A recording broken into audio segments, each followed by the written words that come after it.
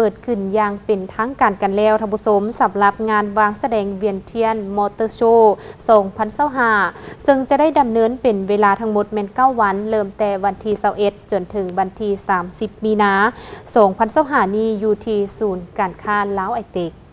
พิธีเปิดงานมีขึ้นในวันที่21มีนา2025ที่ศูนย์การค้าลาวไอเต็กนครหลวงเวียงจันทน์โดยการเข้าร่วมของทานมโนทองวงไสรองรัฐมนตรีกระทรวงอุตสาหกรรมและการค้า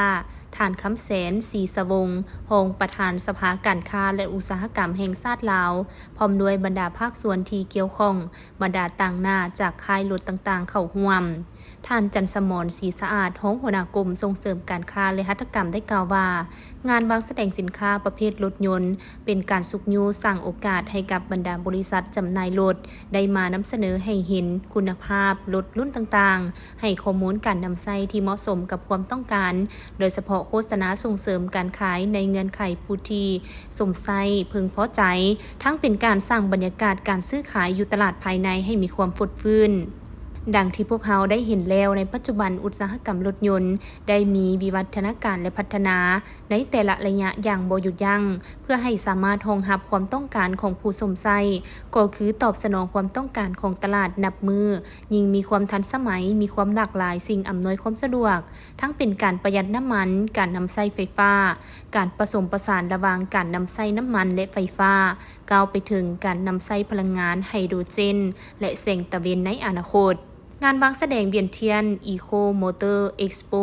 2025แม้นจัดขึ้นเป็นครั้งทำอิฐเป็นการส่งเสริมโฆษณานำไส้รถที่ผลิตออกมาใหม่มีความทันสมัยที่เป็นระบบไฟฟ้าเป็นหลักเพื่อจัดตั้งปฏิบัติบรรดานโยบายส่งเสริมของรัฐบาลให้หันนำไส้รถไฟฟ้าหลายขึ้นพร้อมเดียวกันนี้ก็ได้จัดให้มีห้องวางแสดงสินค้าท่าแหงและสินค้าโอดอปของลาวมาเข้าร่วมจำนวนหนึ่งเพื่อสุขยุ่ส่งเสริมผลิตภัณฑ์ภายในของลาวปลุกระดมให้หันมาสมใจสินค้าลาวให้นับมือนับหลายขึ้น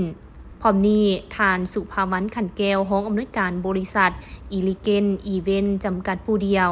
ได้รับหน้าที่มอบหมายอนุญาตเวียนเทียนอีโคมอเตอร์เอ็กซ์โป2025จากกรมส่งเสริมการค้าและหัตถกรรมกระทรวงอุตสาหกรรมและการค้าได้กล่าวตื่นว่าซึ่งงานนี้จัดขึ้นเป็นครั้งทำอิฐภายใต้แนวคิดการส่งเสริมและโฆษณาการนำใช้รถไฟฟ้าเทคโนโลยีนวัตกรรมรถก้าวสู่อนาคตจุดประสงค์เพื่อเป็นการส่งเสริมการขายและโฆษณาการนำใช้รถที่มีการผลิตออกมาใหม่มีความทันสมัยที่เป็นระบบไฟฟ้า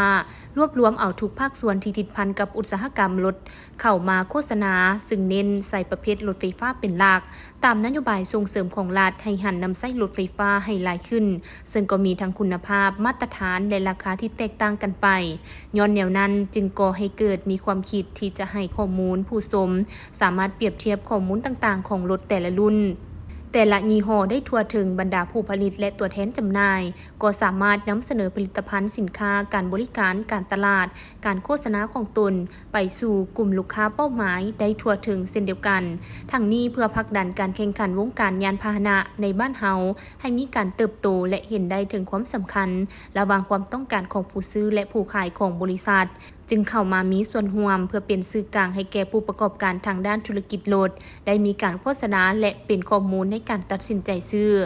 ท่านกล่าวตื่นว่าภายในงานมีการวางแสดงรถยนต์และจำหน่ายสินค้าหลากหลายค่ายรถจาก23ค่ายรวมจำนวน40ห้องนอกนั้นยังมีสินค้าโอดอปสินค้าทาแหงของลาว20ห้องนอกนั้นยังมีกิจกรรมสำหรับลูกค้าที่จองรถภายในงานยังจะได้รับสิทธิพิเศษหลากหลายรายการ